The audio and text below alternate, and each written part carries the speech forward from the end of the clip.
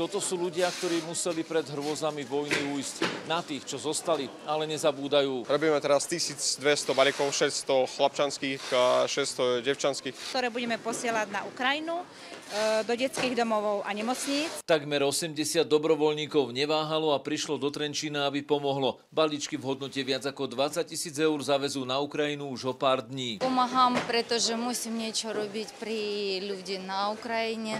Fyzicky ja unavená, ale morálne ja taká spokojná. Najlepšia motivácia, keď robíš niečo pre svoju krajinu, pre deti zo svojej krajiny.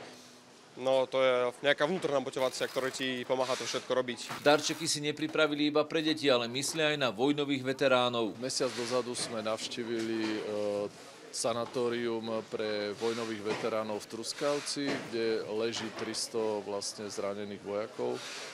A toto sa nás veľmi silne dotklo, takže pripravujeme balíky aj pre nich. Mnohí dobrovoľníci zažili hrôzy vojny na vlastnej koži a ušli v poslednej chvíli. Na Ukrajine majú svojich blízkych, na ktorých myslia každý deň. Dnes je vlastne druhá adventná nedeľa. Zapalujeme druhú sviečku na adventnom venci, ktorá sa volá Pokoj. A vlastne tento pokoj títo dobrovoľníci by chceli pribaliť aj do tých krabic, ktoré odnesieme na Ukrajinu, aby toho pokoja bolo viacej.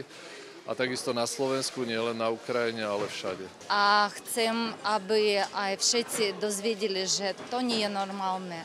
A musím nejak spolu tomu zabrániť. Pavol Čertík, televízia Joj.